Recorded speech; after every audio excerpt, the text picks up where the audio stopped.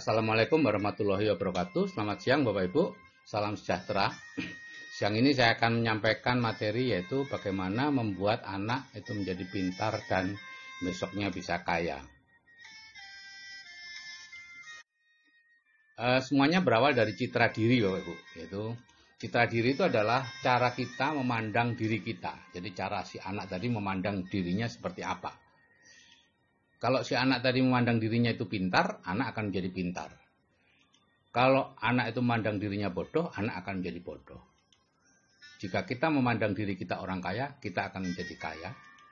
Jika kita memandang diri kita orang miskin, kita akan menjadi miskin. Ya. Orang yang memandang dirinya miskin itu biasanya ya sering sambat, sering ini mahal, itu mahal, dan sebagainya. Nah, terbentuknya citra diri itu seperti ini Bapak Ibu. Pada saat usia 0 sampai 7 tahun, ya, itu semua masuk yang dari panca indera itu diserap dan menjadi dasar pola pikir atau citra diri kita. Ya. Kemudian umur 7 tahun itu mulai ada filter. Ya. Yang menjadi filter adalah bahan-bahan yang masuk sebelumnya. Artinya segala sesuatu yang cocok dengan filter itu dimasukkan, yang tidak cocok akan dibuang. Ya. Nah, usia 13 tahun filternya sudah jadi dan sempurna pada usia 18 tahun. Sehingga sejak usia 18 tahun sebetulnya nasib anak itu sudah terbentuk berdasarkan citra dirinya. Ya. Jadi data di filter itu di-download saat kita tidur. Ya. Hanya sedikit yang bisa masuk karena yang lain yang tidak cocok dengan bawah sadar kita akan dilikuidasi. Dan karena 90% pikiran kita adalah pikiran bawah sadar, maka sebetulnya itulah yang menguasai diri kita.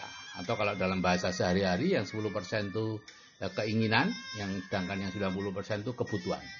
Ya, jadi bukan keinginan kita yang dikabulkan, tapi kebutuhan kita. Nah, sekarang ini contoh nih terjadinya citra diri bodoh. Ya, semua diawali misalnya Abdul mendapat nilai buruk di satu mata pelajaran matematika atau apa. Nah, itu satu kaki. Ya. Dia melihat, oh nilai saya buruk, berarti saya bodoh. Bawah sadarnya seperti itu. Tapi baru satu kaki, belum seimbang, gitu ya. Tapi kemudian ini gurunya, bu gurunya belum belajar tentang cara berpikir, kemudian mengatakan, ya biasa kan, Abdul, ayo belajar lebih keras ya, supaya nanti bisa dapat nilai baik.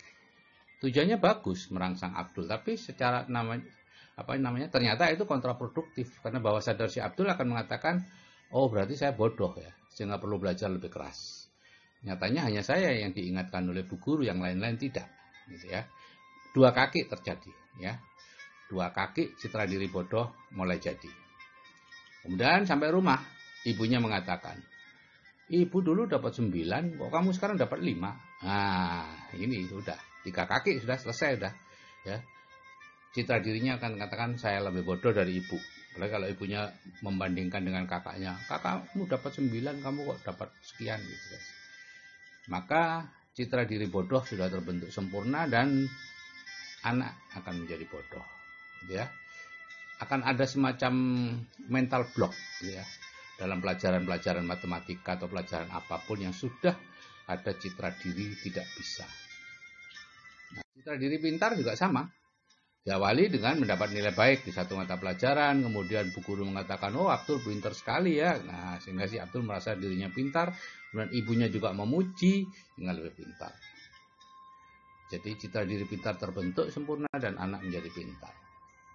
Nah, jadi bagaimana sebetulnya cara membuat citra diri anak? Jadi tugas kita Bapak Ibu adalah menciptakan citra diri pintar pada anak. Itu tugasnya orang tua dan guru. Tapi sayangnya karena tidak mengerti, akhirnya justru kebalikannya yang terjadi. Jadi kalau kita melihat rapot itu hanya nilai yang baik saja yang dilihat, ya. Dan dipuji habis-habisan. Misalnya itu nilai keterampilan atau apa 9,5. Wah luar biasa ya. Bapak dulu tidak pernah lo dapat sekian. Nah, jangan pernah mengomentari nilai yang jelek. Kadang-kadang si anak, terutama anak-anak yang koleris dan lain-lain, merasa tidak puas karena ada nilai jelek. Itu kita harus menghibur mereka. Oh ini lumayan bagus, kakekmu dulu lebih jelek dari ini. Nah, atau bapak dulu lebih jelek dari ini, gitu ya. Pokoknya katakan itu supaya si anak merasa bahwa dia lebih pintar. Kalau ulangannya jelek ya cari alasan yang bisa menjelaskan mengapa itu terjadi. Oh enggak apa-apa, itu dulu kamu ingat ibu itu kamu sakit waktu itu. Nah, atau malamnya kamu capek banyak tamu. Nah, atau apapun lah. Pokoknya bukan karena faktor si anak itu sendiri, tapi faktor luar yang menyebabkan nilainya jelek. Kalau hasil ulangannya bagus, sebaliknya, puji habis-habisan. Kalau perlu dipigura itu, ya, cantolkan di tempat belajarnya dia supaya jadi kebanggaan. Jika tidak pernah mendapat nilai baik di sekolah misalnya, ya buat ulangan sendiri di rumah. Anak, ayah, ibu, kakak yang mau diajak kerjasama, kemudian bagaimana caranya dibuat supaya nilai yang terbaik ada pada si anak itu. Dengan begitu dia akan merasa terus sebagai orang yang pintar dan lama-lama akan jadi pintar. Bapak Ibu, banyak orang tua yang mengambil jalan pintas supaya anaknya pintar dileskan. Itu kontraproduktif Bapak Ibu. Karena begitu Bapak Ibu mengatakan si anak perlu les, berarti Bapak Ibu sedang mengatakan si anak itu bodoh. Ya, jadi jangan memberi les privat ke anak ya, kecuali materi di luar pelajaran. Misalnya les balet, les bahasa Inggris atau les main piano atau apa gitu ya. Karena kalau kita memberi les si anak di mata pelajaran yang biasa ya, kita seperti menganggap si anak itu bodoh. Nah kalau anak yang minta dileskan, itu jangan langsung dituruti ya. Kita yakinkan dulu bahwa dia itu pintar sebetulnya. Nah, kalau dia ngotot, kemudian menyalahkan kita tidak mau membiayai dan lain-lain, barulah dia kita leskan. Jadi ngeleskan anak jangan berasal dari orang tua, tersirat ataupun tersurat. Nah, ini tahapan dalam hidup Bapak Ibu, yaitu pendidikan, pekerjaan, dan hasil. Ya. Setelah kita sekolah, kemudian kita bekerja, dan dari situ harusnya mendapat hasil. Penghasilan ya mungkin 100 juta, tabungan 2 miliar, rumah 2 hektar, mobil 3, umroh tiap tahun, bangun masjid, anak asuh, dan lain-lain. Itu hasil. Yang jadi masalah adalah ada garis di situ, ya, yang tidak bisa kita tembus. Kenapa? Karena kita sejak kecil tidak pernah dibiasakan melihat hasil. Ya, kita hanya berhenti di pekerjaan, gitu ya. Ini akibatnya apa? Ya ini, pekerja dan pendidikan itu bolak-balik di situ aja. Sekolah, kemudian jadi guru, kurang pendidikannya, sekolah lagi, kemudian jadi ini, pendidikan lagi, S2, kemudian S3, S4, S-Teller, dan seterusnya. Proses saja Bapak Ibu yang dilakukan. Hasil tidak diperhatikan. Sekarang mulailah menjadikan hasil itu sebagai tujuan hidup bagi si anak. Gitu ya.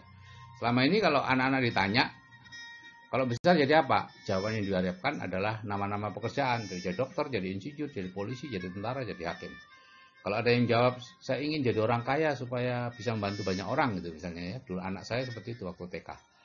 Digiring oleh gurunya. Iya, oh bagus jadi orang kaya. Tapi untuk bisa kaya jadi apa? Oh enggak penting Bu Guru, katanya Bapak. Katanya anak saya gitu.